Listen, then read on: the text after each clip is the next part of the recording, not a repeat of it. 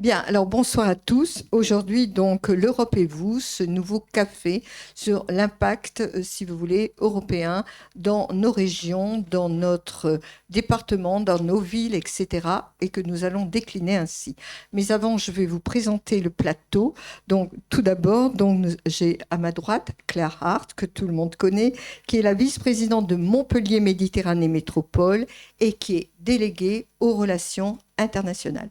Merci beaucoup, Claire, de votre présence. Ensuite, donc, je continue sur la droite, Monsieur Samuel Cohen-Salmon, qui est ambassadeur de la Commission européenne pour le climat, dans une sorte de bénévolat. Il vous expliquera ses fonctions tout à l'heure. Richard Jarry, qui est président de la Commission internationale à la CCI de l'Hérault, à ma gauche. Donc, que vous connaissez, Olivier de Dieu certainement, qui est le directeur de la Maison de l'Europe de Montpellier. Et enfin, qui vient d'arriver, donc Andrea Accent, qui est la présidente de la Jeune Chambre économique déléguée aux relations européennes. C'est bien ça, hein? J'étais présidente de la Jeune Chambre économique de Montpellier en 2020. Maintenant, je suis administratrice nationale déléguée à l'international et aux élections européennes dans l'équipe nationale. Voilà. Et la Jeune Chambre économique, c'est quand même un bastion très important pour les jeunes qui participent à cela. Et c'est vraiment nos futurs, j'allais dire, entrepreneurs qui sont tout à fait aux affaires économiques. Et dès leur, disons, leur jeune âge, ça leur permet de se sensibiliser à tous ces problèmes. Mais d'abord, je vais peut-être passer la parole à chacun de nos participants pour qu'ils déclinent peut-être leurs fonctions d'une manière plus approfondie et qu'ils vous disent en même temps leur action au niveau de l'Europe. Et après, nous prendrons des thèmes que nous conjuguerons tous ensemble, que nous compléterons. Peut-être y aura-t-il peut-être des différences, mais ça sera à noter, ça sera tout à fait intéressant. Alors, Claire, on va donc... C'est Claire qui va commencer, qui va nous expliquer exactement quelle est sa fonction et ce qu'elle fait au niveau donc européen, voire international. Merci beaucoup et bonsoir à toutes et tous.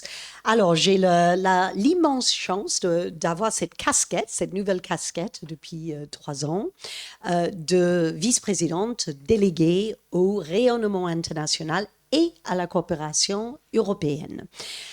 C'est un bonheur de faire ce travail-là, puisque en fait, nous travaillons sur vraiment l'étendue de Montpellier vers l'international et nous démarrons bien sûr par l'Europe. C'est notre voisin. Nous sommes des Européens résolument motivés par le sujet de l'Europe à tout point de vue et bien sûr que pour nous, nous portons les valeurs de l'Europe haut et fort ici à Montpellier. Donc, je dirais peut-être pour répondre à la question que peut-être la première réponse, c'est ça, c'est comment faire vivre les valeurs européennes sur le territoire.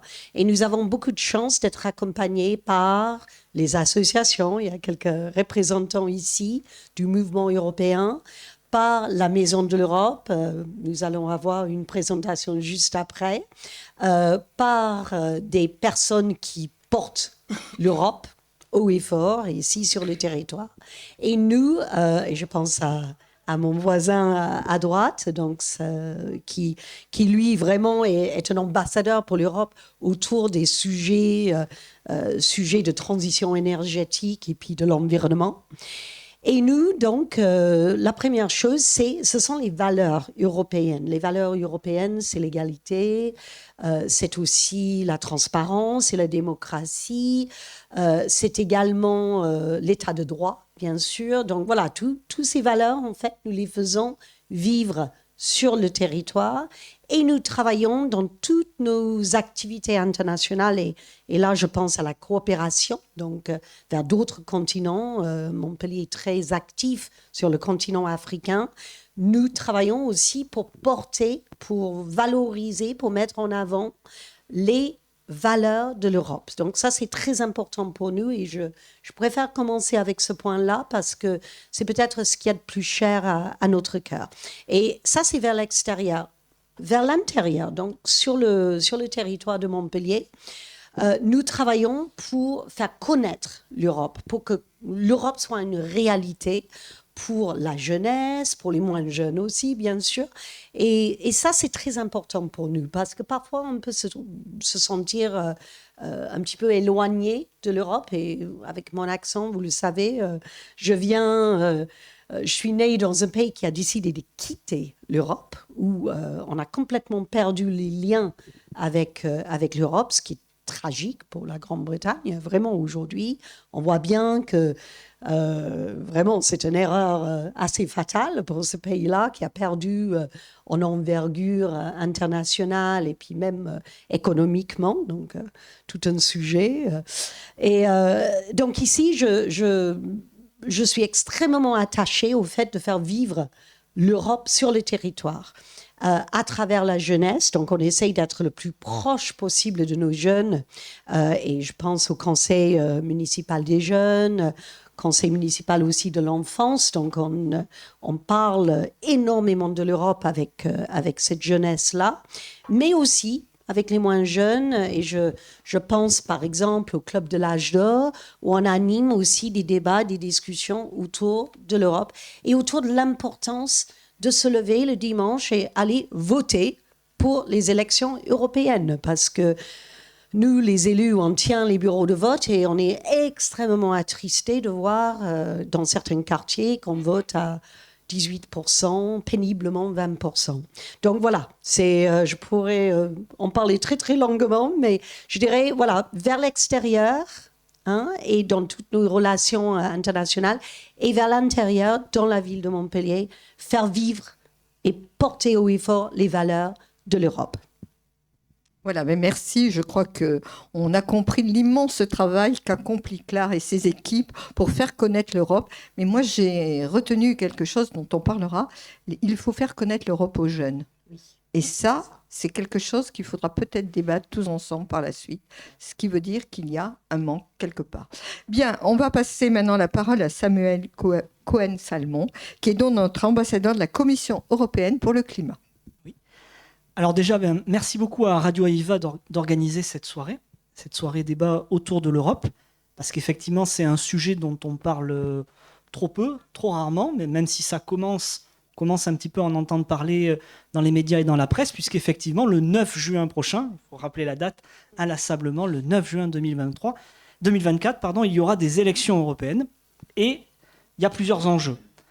L'un des enjeux que moi je représente, et c'est pour ça que j'ai été nommé ambassadeur du Pacte européen pour le climat, c'est bien entendu l'ensemble des ambitions, réalisations de la Commission européenne en faveur du climat, de la protection de l'environnement et de la biodiversité, ce que l'on appelle communément le Green Deal ou Pacte vert. Et juste pour donner un petit chiffre, pour rappeler sur cette mandature, donc 2019-2024, c'est un tiers du budget de l'Union européenne qui est consacré à la transition écologique. Alors à travers toutes les thématiques, bien entendu les transports, qui restent l'un des secteurs les plus émetteurs de gaz à effet de serre, mais aussi l'énergie, l'agriculture, tous les secteurs en réalité. Tous les secteurs sont concernés, tous les secteurs doivent faire un effort et tous les secteurs sont soutenus. Et il n'y a aucune entité politique à travers le monde qui fait d'un tel effort budgétaire, 30% de son budget, qui est consacré finalement à la transition écologique. Et donc ça, c'est mon rôle, d'être sur le territoire. Alors moi, c'est plutôt le littoral méditerranéen d'Occitanie, d'aller à la rencontre des décideurs politiques, des décideurs économiques, des acteurs universitaires, des acteurs associatifs, des têtes de réseau, pour expliquer quelles sont les grandes ambitions au niveau européen et quels sont les moyens qui sont mis en œuvre pour y parvenir, et s'assurer que les décisions qui sont prises localement sont en adéquation avec ce qui a été décidé au niveau européen, parce que ça nous engage tous.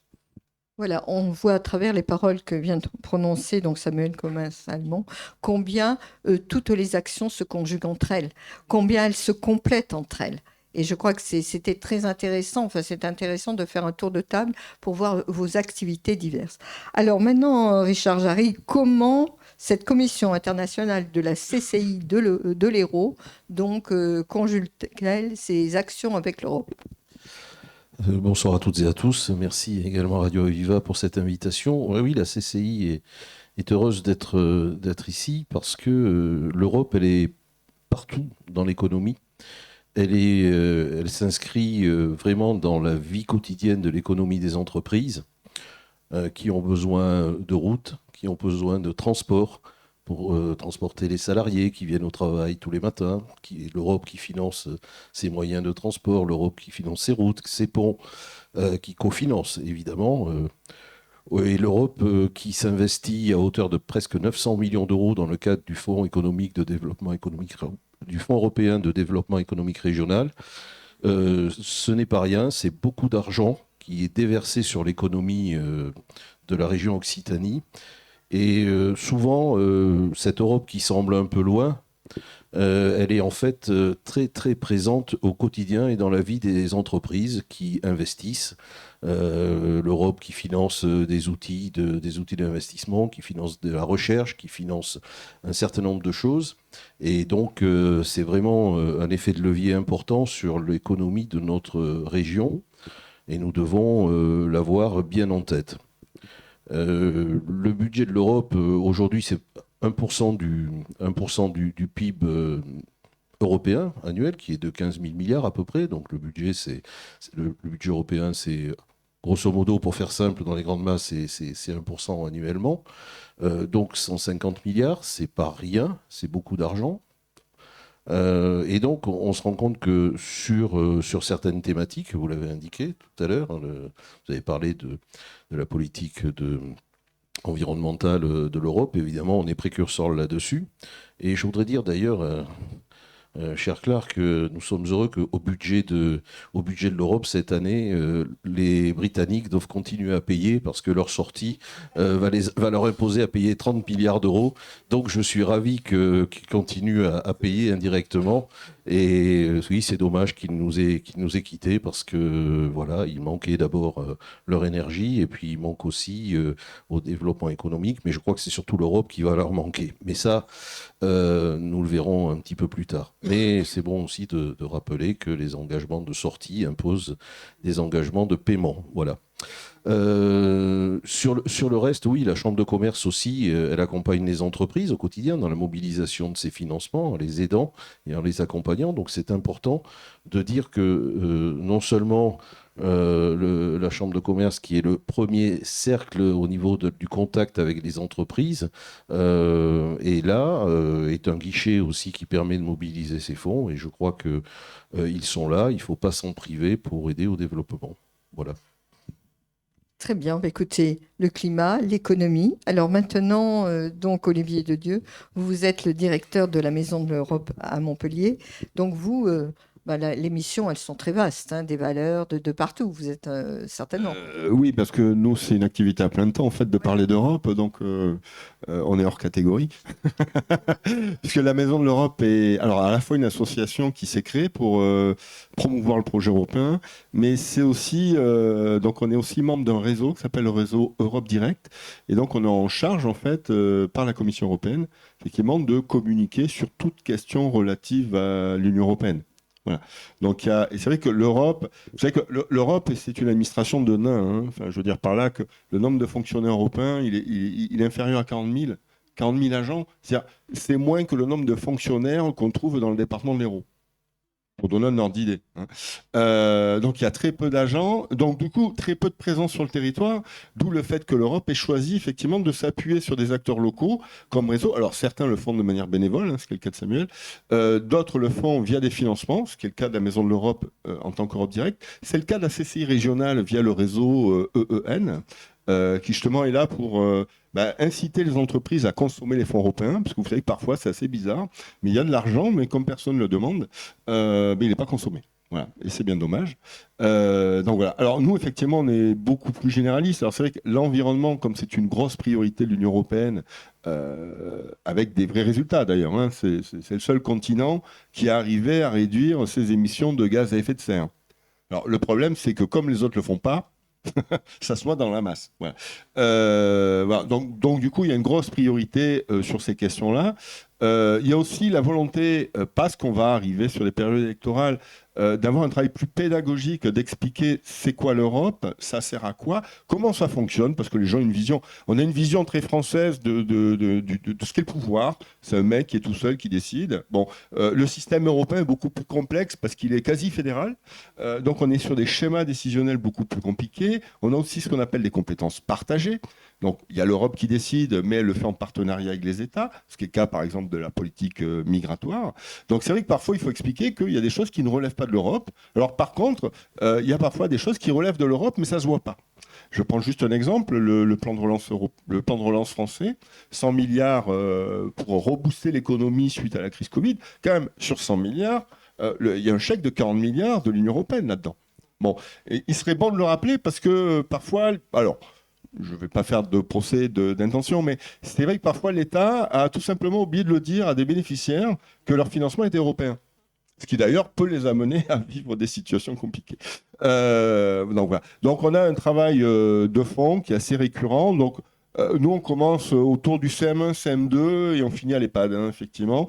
Et on est très opportuniste, c'est-à-dire dès qu'on a une demande, on essaye de la satisfaire parce que on essaye d'aller surtout vers les publics les plus défavorisés, ceux qui ont le moins accès à l'information. Je pense qu'aussi c'est un rôle citoyen de faire en sorte qu'on ait des gens qui soient aussi beaucoup plus impliqués dans la vie de la cité. Voilà, bon, alors je pourrais en parler des heures. Mais voilà, très, très, très schématiquement, effectivement, nos missions. Et nous tenons une permanence tous les jours, d'ailleurs, dans les locaux de la Maison de l'Europe, mise à disposition par la Maison des Relations, enfin la mairie de Montpellier, la Maison des Relations internationales. Voilà. Et je dois signaler qu'avec Olivier de Dieu, nous animons une chronique sur l'Europe à Radio Aviva. Donc voilà, donc c'est une de nos préoccupations depuis un certain temps. Nous animons cette chronique sur divers sujets européens. Alors nous allons terminer le tour de table par Andrea. Alors Andrea, Jeune Chambre économique. Je crois qu'il faut rappeler un petit peu ce qu'est la Jeune Chambre économique et puis d'entre vos fonctions puisqu'elles sont aussi nationales. La Jeune Chambre économique française, c'est une association qui fait partie d'un mouvement international qui s'appelle la Jeune Chambre internationale, qui a un siège consultatif à l'ONU, qui fait partie aussi de la Chambre du commerce international avec un rôle consultatif également. On est peut-être des fois associé à des jeunes chefs d'entreprise, mais on n'est pas que ça. C'est un réseau de leaders citoyens entreprenants qui vont s'engager pour leur territoire. Dans certains pays, c'est vrai qu'ils sont associés à la CCI. En France, ce n'est pas le cas. Et nous, profondément, avec cette fibre internationale, on est très attachés à l'Europe. On a une structure européenne, donc on est présent presque dans tous les pays de l'Europe. Et à chaque fois, on essaye de militer pour une démocratie participative, pour la citoyenneté européenne, pour aller voter, pour comprendre les actions de l'Europe. On a plusieurs programmes dans le cadre de la Jeune Chambre économique française, mais aussi internationale auprès du Parlement européen. On prend des positions même politiques. On dit qu'on est un partisan, mais on fait de la politique parce qu'on est pro-européen. Et on essaye d'expliquer comment l'Europe nous aide, en spécial sur les sujets jeunesse, parce qu'on est dans une catégorie d'âge qu'on a, une grande majorité d'entre nous, on a bénéficié du programme Erasmus. Et ce programme Erasmus a changé un peu nos vies, parce que je pense qu'on ne se pose plus la question, toi tu es slovaque, moi je suis roumaine, par exemple, je vis en France depuis presque 8 ans. Toi, tu es français, toi, tu es suédois. On s'approche entre nous plutôt autour des valeurs. Et pour nous, la fraternité entre nations est très importante.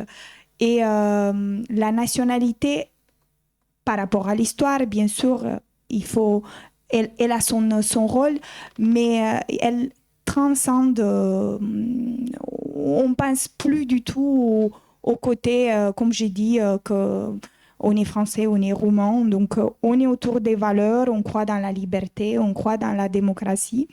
Et à chaque élection, comme j'ai dit, on s'engage pour expliquer plus, parce que des fois, les jeunes se sentent éloignés de ce appareil administratif qui est l'Europe.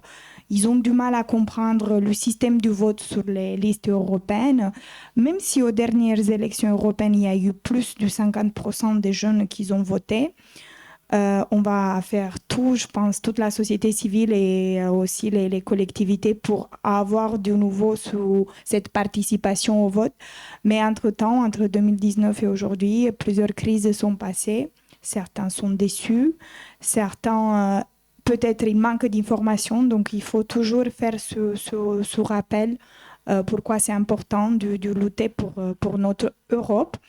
Et en plus, l'Union européenne et les institutions européennes, ils ont décidé en 2022 de faire une année européenne de la jeunesse pour marquer pour marquer le point et les engager plus et peut-être les aider à trouver un peu leur chemin sur le marché du travail, dans la société ou gagner en compétences. Il y a eu plein de programmes qui ont été implémentés pour la jeunesse. Donc nous, la Jeune Chambre, on essaie d'aider cette jeunesse à se former via l'action, avec comme j'ai dit, un pôle formation. Mais notre but, c'est de monter des actions pour impacter nos territoires et améliorer nos sociétés. Merci beaucoup. Alors écoutez, moi je vais me faire l'avocat du diable parce qu'on a entendu des tas de choses formidables sur l'Europe. J'ai entendu quelques freins quand même et sur ces freins que nous allons rebondir. Moi je voudrais que vous expliquiez, souvent quand on a des réticences vis-à-vis de l'Europe, la première des choses, on nous dit il y a des réglementations, il y a des normes, on ne s'en sort pas. Nous, je suis désolée, mais les agriculteurs ne comprennent rien du tout. Un jour c'est oui, un jour c'est non. La paperasserie s'entasse, c'est administratif. On ajoute une couche administrative à une autre et on n'arrive jamais au bout. Alors, quels sont les arguments que vous auriez pour dire à ces gens qui sont interpellés par cette masse de paperasserie, d'administratif, comment faire pour débloquer cela? Parce qu'en fait, c'est ça, répondre.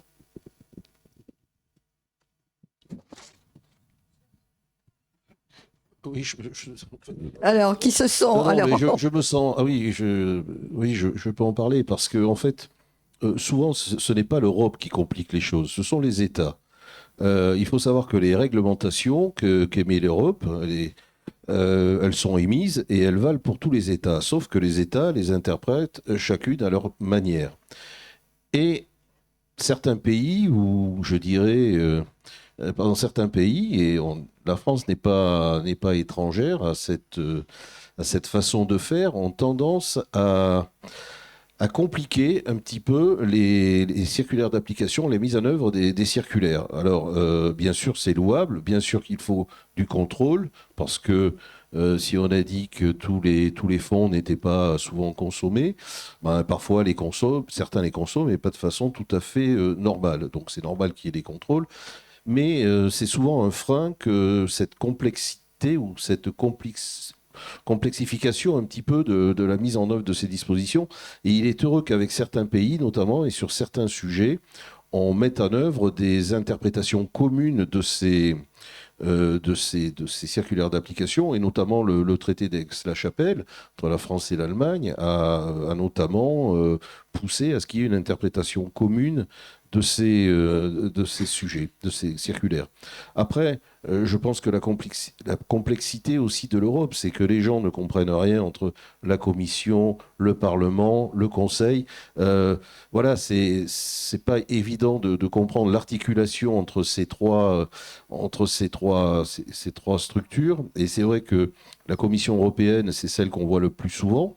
Mais il faut savoir que la réglementation européenne, elle n'influence qu'à peu près dans les pays entre 15 et 20% des lois des pays. Et elle n'est pas omniprésente et omnipotente dans nos législations, qu'elles soient commerciales ou autres. Donc il faut quand même ramener les choses à de justes proportions et dire que, voilà, oui, l'Europe pèse dans nos lois sur 15% à peu près des lois, et encore pas sur l'intégralité, mais on est content aujourd'hui quand on prend l'avion, et les hommes d'affaires qui prennent les avions sont contents, parce que quand leurs avions ont du retard, ou quand il y a des problèmes, c'est la même loi qui s'applique à toutes les compagnies européennes pour pour régulariser tout ça. Alors, je pourrais citer des dizaines et des dizaines d'exemples, mais on essaie, nous, en tous les cas, à la Chambre de commerce, de démythifier un petit peu tout ça auprès des gens qui nous sollicitent pour mobiliser les fonds et les accompagner. Je crois qu'il faut de temps en temps quand même remettre l'église au centre du village et puis dire que oui, c'est complexe, mais 40 000 fonctionnaires pour un budget qui est conséquent annuellement et qui irrigue l'ensemble des territoires. Enfin, il n'y a pas seulement pour l'économie, vous l'avez dit tout à l'heure, hein, du cours préparatoire ou de la maternelle jusqu'à l'EHPAD. Donc oui, c'est sûr que l'Europe est présente, mais elle est présente aussi pour nous structurer un peu, pour avoir des effets structurants, pour que toutes ces dispositions en matière d'économie, notamment, soient favorables à la création d'emplois, au développement de richesses, etc., etc.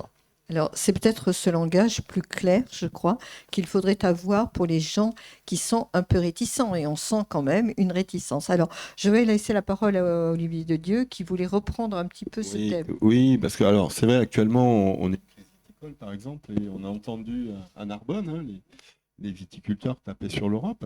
Alors, pour de bonnes ou de mauvaises raisons, mais je trouve que, d'une part, le chapeau est un peu large pour l'Union européenne, parce que si les gens boivent moins de vin, je ne pense pas que ça soit lié à la décision d'un technocrate dans un bureau à Bruxelles. Il y a des évolutions de société, par exemple, qui fait que les gens boivent moins de vin rouge aujourd'hui. Non, ils n'ont pas ce pouvoir quand même. D'autre part, c'est lié à des évolutions de société. Par exemple, les jeunes sont plus sur la bière que sur le vin. Voilà. Donc, voilà. Et après, moi, ce qui m'étonne, c'est quand on a des agriculteurs qui dénoncent l'agro-environnement, qui sont les mêmes qui se plaignent des conséquences du réchauffement climatique. Alors, à un moment donné, il faut choisir. Bon. D'autre part, c'est comme si on partait de l'idée qu'avant l'Europe, il n'y avait pas de réglementation. Je rappelle qu'une grande partie de la réglementation européenne au titre de l'environnement, c'est souvent, en fait, on a repris les grandes orientations réglementaires de l'État français, qui est sur un certain nombre de domaines, en fait, la gestion de l'eau, par exemple, si on prend ce problème-là, en fait, on a repris ce qu'était la réglementation française. Voilà. Donc, à un moment donné, si on veut, moi je veux bien, on nous dit l'environnement, c'est super normatif, c'est castrateur, etc. Enfin, j'en passe. Bon, d'accord. Mais si à un moment donné, on ne définit pas des normes, comment on peut atteindre les objectifs qu'on se donne? Bon, je prends un exemple. Là, tout le monde parle du fait qu'en 2035, normalement, on va arrêter la commercialisation de voitures à moteur thermique. Bon, alors, on a eu des poussées, voilà, des cris d'horreur, mais à un moment donné, si on ne se fixe pas des dates butoirs, des objectifs, comment vous voulez qu'on évolue? Comment vous voulez que les industriels se disent il est temps d'investir dans un autre type d'énergie? Moi, je ne dis pas que la voiture électrique telle qu'elle existe aujourd'hui, c'est la solution miracle, hein, elle a d'autres types de problèmes. Voilà, il ne faut pas non plus mythifier les choses, mais moi, ce que me disent mes enfants, c'est vous êtes gentils, mais là, la planète, elle compte les heures qu'il lui reste à vivre. Donc, c'est vrai que oui, il faut des normes. Alors, en contrepartie de ces normes, il y a des financements. Moi, je veux bien que le monde agricole soit critique vis-à-vis de l'Europe, mais le monde agricole, c'est 9 milliards de subventions par an, via la PAC. Voilà. Et là où je reçois Richard, c'est que alors vous savez que les normes européennes, alors soit c'est des règlements, c'est-à-dire c'est un droit qui s'applique directement, soit c'est des directives, c'est-à-dire des lois cadres, et c'est l'État français qui fait une loi ou des décrets pour compléter la loi. Et donc c'est vrai que parfois l'État français aime bien mettre tout le monde dans des petites cases, dans ce qui peut aboutir à produire des usines à gaz. Et c'est vrai que comme l'Europe n'existe pas localement, c'est facile de renvoyer sur l'Europe, parce que l'Europe n'est pas là. Ça, c'est la difficulté qu'a l'Europe face à la puissance de communication qui est celle de l'État, ou voire des collectivités parfois. Hein. Certaines ne jouent pas toujours le jeu. Alors, sur le climat, comment ça se passe? Parce que là aussi, on entend tout et son contraire. Quand ça se passe bien, les États membres disent que c'est grâce à eux, et quand ça se passe mal, c'est toujours la faute de l'Europe. Prendre récemment la réautorisation pour 10 ans du glyphosate. Intéressant, puisqu'en fait, il y a l'agence européenne sanitaire, en gros, qui dit qu'il ne voit pas dans la littérature qu'il y aurait un impact du glyphosate sur la santé humaine. Donc, on pourrait prolonger l'utilisation du glyphosate pour 10 ans. Donc, la Commission européenne se base sur ce rapport de son agence, elle ne peut pas la dédire, et elle propose aux États membres de prolonger de 10 ans le glyphosate, l'utilisation du glyphosate. Et les États membres, en fait, ils ont une solution. Soit ils disent oui, soit ils disent non. Mais qu'a voté la France ? Et là, pour le coup, la France était représentée par le ministre de la Transition écologique, Christophe Béchu, il faut le nommer à un moment, puisque lui, c'est un politique. Ben, la France, elle s'est abstenue. Elle n'a pas voté oui, mais elle n'a pas voté non. Elle s'est abstenue. Et dans la presse, Christophe Béchu, quand on lui a dit « mais comment ça se fait que l'Union européenne, etc. » Et ben, il a dit « oui, mais c'est la faute de l'Europe, parce que nous, la France, on s'est abstenu, et s'abstenir, c'est voter contre. » Voilà la réponse dans la presse. C'est une interprétation personnelle. Alors, si s'abstenir, c'est voter contre, bah, demain, à toutes les élections, en fait, il n'y a plus d'élus. Parce que l'abstention, c'est le premier parti de France. Donc, si à chaque fois qu'on s'abstient, on vote contre, il n'y a plus d'élus. Donc non, s'abstenir, c'est justement faire le jeu de ne pas choisir, pour pouvoir ensuite raconter ce qu'on veut dans la presse, et prendre quand même les citoyennes et les citoyens un peu pour des idiots sur cette question-là. Quand même. Donc ça, il faut quand même le rappeler. C'est-à-dire que l'Europe, c'est toujours c'est un peu le bouc émissaire. Dès qu'on a des problèmes au niveau national, c'est toujours le bouc émissaire. Je rappelle quand même qu'au niveau européen, la Commission européenne a été mandatée par l'ensemble des États membres pour mettre en place donc l'ensemble des mesures nécessaires pour entrer dans les clous de la COP21, c'est-à-dire de l'accord de Paris sur le climat, pour maintenir le réchauffement climatique à plus 1,5 degré d'ici 2100. C'est les États membres qui ont mandaté la Commission pour qu'on ait une stratégie commune. L'objectif principal et le plus connu aujourd'hui, c'est la neutralité carbone en 2050. C'est-à-dire qu'en 2050, il faudra qu'au niveau européen, on n'émette pas plus de CO2 que ce que la nature est capable d'absorber, qu'on soit neutre. Et donc, chaque État membre doit définir par secteur d'activité les efforts qu'il va faire dans chaque domaine. En 2020, l'ensemble des États européens devaient diminuer leurs émissions de gaz à effet de serre de 20%. C'était la limite. Au niveau européen, on a fait moins 23%. Donc, on a fait mieux que l'objectif. Ben, la France, elle a fait moins 17%. Elle n'a pas rempli ses objectifs, encore une fois. En 2030, l'objectif, c'est moins 55%. La plupart des États membres n'y sont pas encore arrivés, puisque 2030, c'est pas encore, mais ils sont quand même en bonne voie. On sait qu'au niveau européen, on devrait quand même y arriver, ça va être dur, il va falloir faire le forcing. Et l'un des pays les plus en retard, encore une fois, c'est la France. Voilà. Donc ça aussi, il faut le dire. C'est-à-dire qu'il y a une stratégie européenne, mais ensuite, si les États membres ne veulent pas la suivre, en tout cas ne veulent pas faire... On fait des efforts quand même en France. Parce que c'est vrai, hein, ce qu'a dit Olivier, c'est-à-dire que tous les États membres, la France compris, diminuent ses émissions de gaz à effet de serre d'année après année. Ça, c'est une évidence. Il y a une vraie stratégie. Mais en même temps, on voit que tout ça, c'est politique. Alors c'est pour ça, je me permets, là, je vais parler d'un programme qui a été mis en place en France, c'était les zones à faible émission. Les zones à faible émission dont le but est de diminuer les émissions de gaz à effet de serre dans les principales métropoles françaises. Donc ça doit participer des actions de la France pour atteindre la neutralité carbone, sachant que le secteur des transports en France doit faire l'un des plus gros efforts. Il doit diminuer ses émissions de gaz à effet de serre de 90%. C'est le secteur le plus impacté et le plus impactant. Eh ben, dès qu'on a parlé de ZFE, qu'est-ce qui s'est passé ? Parce qu'il faut que je le rappelle ici. Eh ben, il y a eu une volée de brevets parce qu'on a dit mais non, c'est pas possible, c'est contre la ruralité, c'est contre les gens qui n'ont pas les moyens de se racheter une voiture, etc. Enfin bref, il y avait plein d'arguments pour dire qu'il fallait pas la mettre en place, cette ZFE, sauf que la ZFE, c'est censé participer de la baisse des émissions de gaz à effet de serre du secteur des transports en France. Donc si c'est pas la ZFE, il faudra mettre autre chose en place. Mais encore une fois, sans contrainte, on ne changera pas les comportements. Et donc les normes et les réglementations sont là pour aider à ces changements. Elles sont nécessaires. Elles sont nécessaires. Alors, juste peut-être, oui. On parle des normes, mais c'est qui vote les normes européennes ? Enfin, je rappelle, la Commission européenne, à l'initiative des lois, elle propose des textes. Ensuite, qui vote les textes ? Il y a d'un côté les députés européens, le Parlement, mais en fait, on a un Parlement qui est bicaméral, c'est-à-dire qu'il y a une deuxième chambre, c'est les États. Et avec une majorité qualifiée d'État, alors ou l'unanimité, notamment sur le budget. Mais donc concrètement, pour dire les choses simplement, il n'y a pas une directive en France, en Europe, qui a été votée sans l'accord de la France. Parce que la France fait partie de ces gros pays qui ont quand même une capacité de blocage. Voilà. Le problème, par contre, qu'on peut avoir, c'est que l'État français, parfois, alors, quel que soit le gouvernement d'ailleurs, hein, là-dessus, il y a des constances, c'est parfois vote des textes avant d'en mesurer concrètement l'application qui va être faite des textes. Donc, moi, je me rappelle parce que dans une autre vie, j'étais chargé à l'époque de mettre en place la RGPD, donc le règlement général sur la protection des données, mais en fait, qui était déjà un texte qui avait 2 ans. Mais en fait, les gens découvraient du jour au lendemain qu'il y avait une directive qui avait été votée 2 ans en amont. On avait le temps de s'y préparer. Et c'est vrai que de ce point de vue-là, alors c'est pas que la responsabilité des politiques. Je vais le dire honnêtement.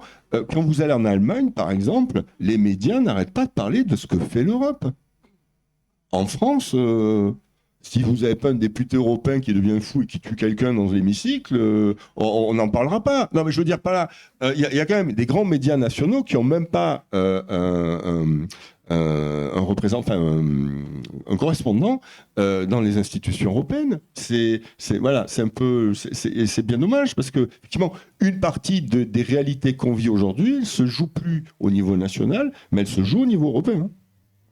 Voilà, donc d'où la sensibilisation qu'il faut au niveau des citoyens pour leur faire comprendre la nécessité d'adhérer au projet européen sous toutes ses formes. Alors je me tourne vers donc Andrea. Alors comment les jeunes vivent-ils cet amalgame, enfin de conjugaison entre les normes, les restrictions, etc. Parce qu'il y en a quand même dans le programme Erasmus, etc. Oui, les jeunes, je ne pense pas qu'ils accusent forcément l'Europe sur les sujets qu'ils vivent au quotidien. Je pense qu'ils sont plutôt un peu contre la classe politique que à leur vision, incarnent pas ce qu'ils souhaitent eux voir d'une politique nationale ou européenne. C'est clair, il y a toujours les problèmes de compréhension des compétences, mais ça arrive même au niveau... Je pense que si on demande à un jeune quelles compétences a la municipalité, le département, je ne pense pas qu'il y a beaucoup qui vont savoir faire ce mapping, cette cartographie. Eux, ils trouvent que les processus sont longs, que la génération de leurs parents nous a mis dans cette situation qu'on vit maintenant liée au climat parce qu'on a tout voulu surdévelopper et qu'on n'a pas pensé au futur. Que le plastique, c'était la pire invention du dernier siècle. Et la grande majorité, ils se posent beaucoup de questions sur le climat et ils reviennent aussi sur certaines... parce qu'on vit cette période géopolitique assez compliquée et ils reviennent sur comment va s'arranger la carte mondiale, quel rôle aura la France et l'Europe, parce qu'en France, on est petit. En Europe, on peut avoir plus de poids, mais finalement, on ne le manifeste pas trop. Parce que même si on est le premier consommateur au monde, parce qu'on a du pouvoir d'achat, au niveau géopolitique, quand on parle de forces armées, finalement, on est très dépendant de l'OTAN. Donc, ils se posent plein de questions parce qu'ils sentent que l'avenir y est incertain. Et ils croient que la classe politique ne fait pas assez pour l'avenir sur le long terme, qui pense plutôt à aujourd'hui et à demain, donc short et moyen terme. Et qu'il faut trouver une solution, mais ils ne savent pas comment faire. Et pour eux, l'engagement politique, ce n'est pas forcément un choix. Ils préfèrent rester ou vivre un peu leur vie civique dans les associations, ou certains ne pas s'impliquer du tout et voir peut-être une nouvelle crise va nous ramener à prendre des décisions très, très strictes. Mais c'est les deux sujets que les jeunes s'orientent sont liés au climat et aux droits fondamentaux, en spécial en France. Sur les droits fondamentaux, ça tourne beaucoup leur intérêt, et au niveau européen, beaucoup sur le climat. Et c'est un moyen peut-être de les intéresser à participer. Mais oui, moi, ce que je vois, c'est que tout est mélangé et on représente, comme on a parlé de ce vote pour ou contre glyphosate, les politiques dans leur... pour justifier un peu peut-être des actes, ils préfèrent faire des compromis. La jeunesse, je pense, elle n'est pas ouverte à les accepter. Voilà.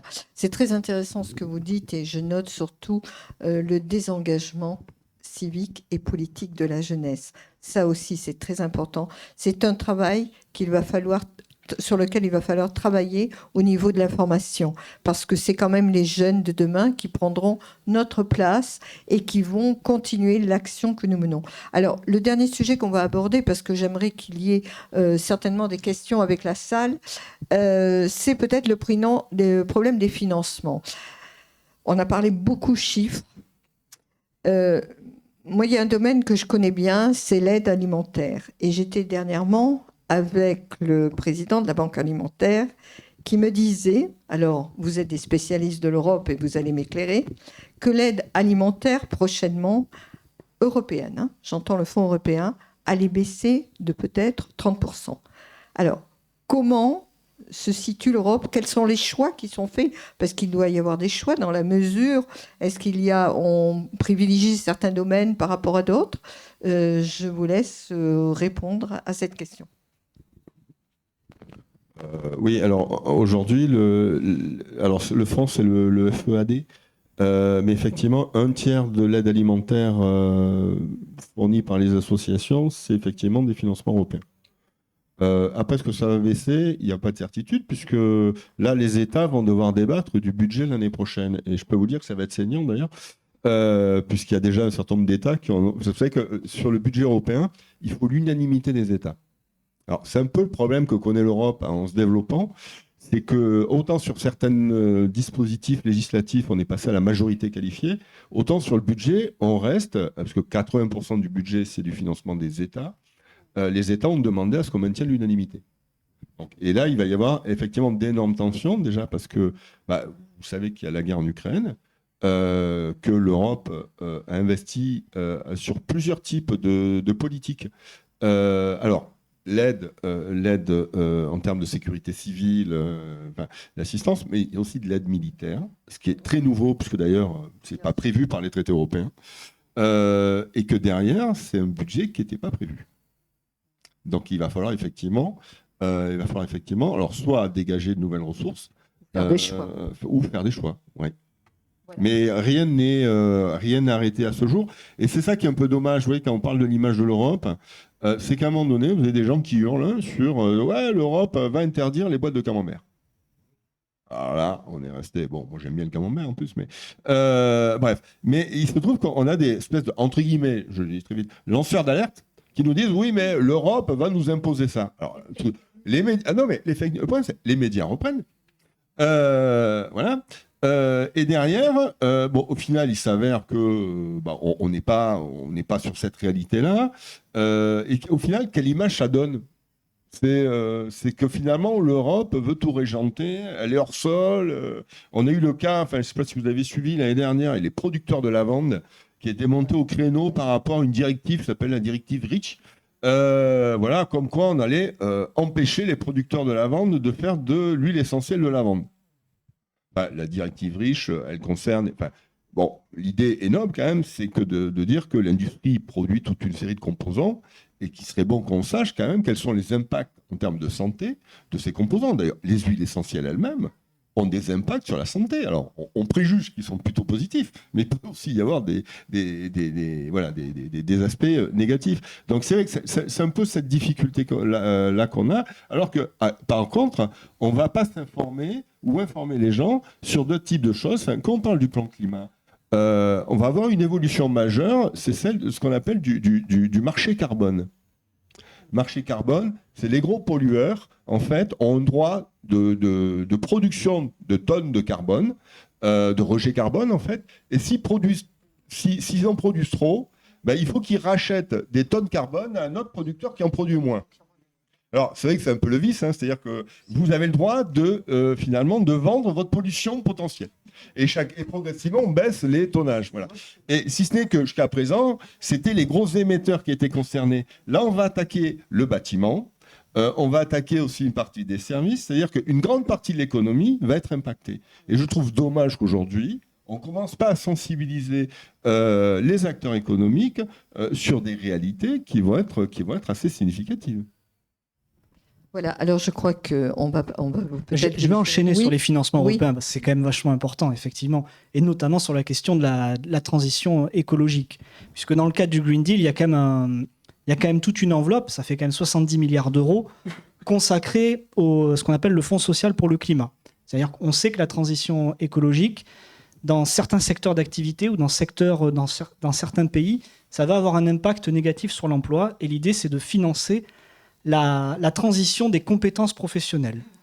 Donc ça, c'est particulièrement important. Mais si je vous parle du charbon en Pologne ou de l'industrie automobile en Allemagne, ça va être difficile en fait de motiver les gens à aller voter ici. Donc je vais quand même vous expliquer quand même quelques-uns des financements qui tombent européens importants qui tombent sur notre territoire. Par exemple à Montpellier, je crois que c'est l'année dernière, où l'unité de production biomasse qui est à rue des Chasseurs, à côté du parc Montcalm.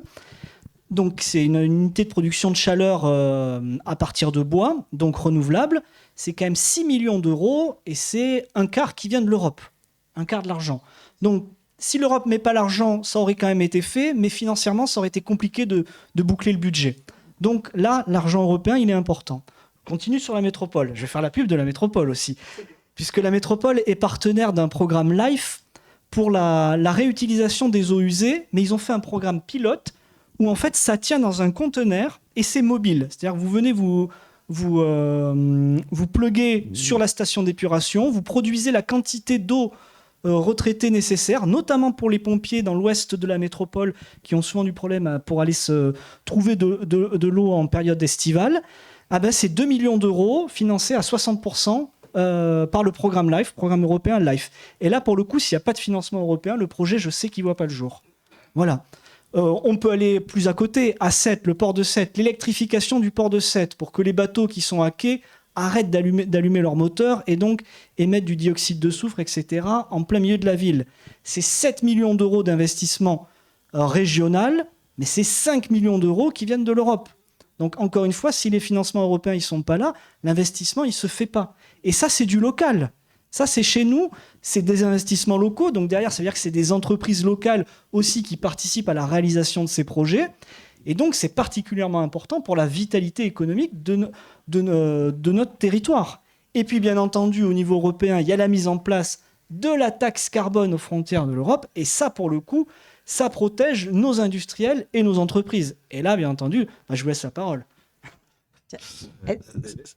Oh, pardon, je voulais juste, c'est exactement ce qui vient d'être décrit, c'est ce qu'il faut que nous, sur le terrain, élus locaux, il faut qu'on arrive à l'expliquer au public. Et je rajoute le tramway.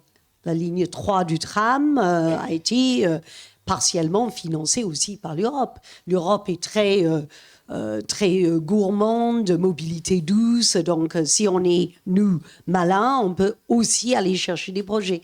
Donc, voilà, des tas de choses. Mais il faut que nous, on arrive à expliquer tout ça. Et on a eu un très bon exemple récemment. On a fait équiper l'ensemble de nos 129 écoles élémentaires maternelles avec matériel numérique avec des tableaux et la possibilité de pouvoir intervenir en distanciel dans la salle de classe. Donc, tout ce matériel a été à 80% financé par l'Europe.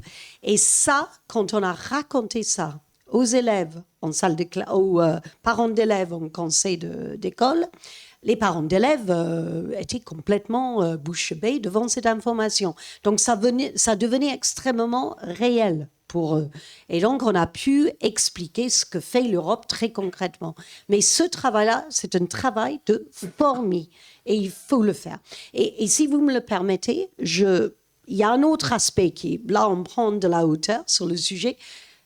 Dites aux gens, et surtout aux jeunes, que l'Europe, c'est un projet de paix. tout à l'heure, on a parlé de la situation géopolitique, le retour en fait de la guerre sur le continent. Les jeunes, quand on discute avec eux, en fait, ils ont tendance à oublier que finalement, l'Europe, c'est un projet de paix. Et que depuis la création de l'Europe, nous n'avons pas eu de situation guerrière entre nous. Donc ça nous protège. On est en famille, en quelque sorte. Et ça, ce sujet-là, ça peut sembler extrêmement loin, très loin des sujets dont on a parlé. Mais en fait, c'est le nerf de la guerre, c'est la base de tout.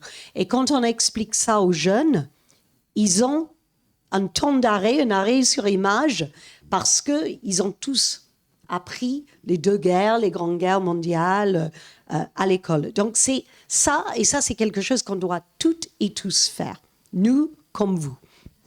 Bien, alors Richard peut intervenir alors rapidement, Oui. parce nous avons 5 minutes. Je vais juste intervenir 2 secondes. D'abord, oui, l'Europe, c'est l'article 1 du traité de l'Union qui spécifie quand même que l'Europe doit être de plus en plus étroite, et ça c'est l'article 1 du traité de l'Union européenne. L'article 2, c'est l'article qui défend les valeurs dont tu as parlé tout à l'heure, Claire. Effectivement, on l'oublie souvent et on en parle très rarement de ces 2 articles qui sont absolument essentiels, et on sait bien que la paix aujourd'hui, on a pu la tenir en Europe grâce à tout ce qui a été fait.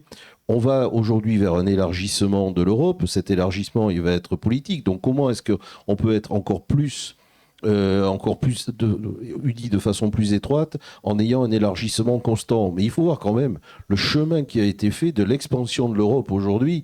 C'est quand même incroyable comment on a pu intégrer 550 millions d'Européens, c'est-à-dire 5-6% de la population mondiale, qui produit quand même, qui produit quand même 16% de la richesse mondiale. Donc il faut savoir que c'est vrai que c'est compliqué de défossiliser, je dirais, moi, ce que j'appelle la défossilisation plutôt que la décarbonation, parce que ce qui est le problème, c'est ce qu'on va chercher dans la géosphère, c'est pas ce qu'on va chercher ailleurs. C'est là où il faut faire le travail, le vrai travail, et c'est là où il faut que l'Europe elle porte le fer. Enfin, il faut aussi peut-être arriver sur essayer de dé-Johnsoniser un petit peu l'image qu'on donne de l'Europe. Boris Johnson avait toujours parlé des boîtes de camembert, parlé des cotons-tiges qui étaient trop longs, trop courts, des diamètres des assiettes en carton. Ça, c'était son sujet de prédilection. Mais c'est pas ça l'Europe. L'Europe, c'est effectivement des moyens aujourd'hui d'avancer ensemble, et puis de s'étendre quand même. Le premier marché mondial, c'est quand même le marché européen. Même les Chinois c'est un marché important, la Chine, mais l'Europe étendue, c'est quand même quasiment, ça sera 700 millions d'habitants, avec un pouvoir d'achat important. Donc là où on a un intérêt, c'est qu'effectivement ce marché, il faut qu'il se défende, et il faut que l'Europe ait un courage politique vis-à-vis de la Chine et des États-Unis pour que nos économies puissent être équilibrées. Voilà. Enfin, sur la jeunesse, ce que vous avez dit, Andrea, c'est vrai que le temps politique et le temps de l'Europe, Charlemagne a créé l'Empire en 800. Donc la France a été créée aussi, c'était une multitude. L'Allemagne, c'est pas vieux, ça a 200 ans à peine, même pas. Enfin, même pas. On voit bien que ce qu'on a fait, le travail, le chemin qu'a fait l'Europe en l'espace de 50 ans, mais 60 ans, c'est absolument énorme. Je pense qu'on ne peut pas s'en rendre compte. Et effectivement, pour financer ça, oui, il y aura de la taxonomie, certainement. Et là, il faudra voir les problématiques pour la taxonomie carbone, parce que aujourd'hui, importer et mettre des taxes carbone sur des produits qui rentrent, alors que les matières premières qui sont rentrées dans la composition de ces produits n'ont pas été taxées en amont, c'est donc les Européens qui vont payer. Et donc là, il va falloir effectivement qu'il y ait un rééquilibrage avec les pays tiers, notamment, sur ces sujets. Sauf si on revient produire en Europe. Sauf si on revient produire en Europe. Voilà, mais il faudra que les matières premières soient aussi produites en Europe, et on ne peut pas décarboner de la même manière un pays comme la Slovénie, et puis comme la France et comme l'Allemagne. Enfin, c'est aussi il y a des équilibres qu'il faudra retrouver. Voilà, bien, alors je suis désolée, mais on va laisser, pour terminer peut-être, mais alors 1 minute, la parole à Clara Hart. Je suis désolée, je pensais qu'il y aurait un débat avec la salle, mais le temps nous est compté. Nous avons été certainement très bavards, mais avec des interventions discussion très riche. Donc, Claire, le mot de la fin, peut-être? Merci.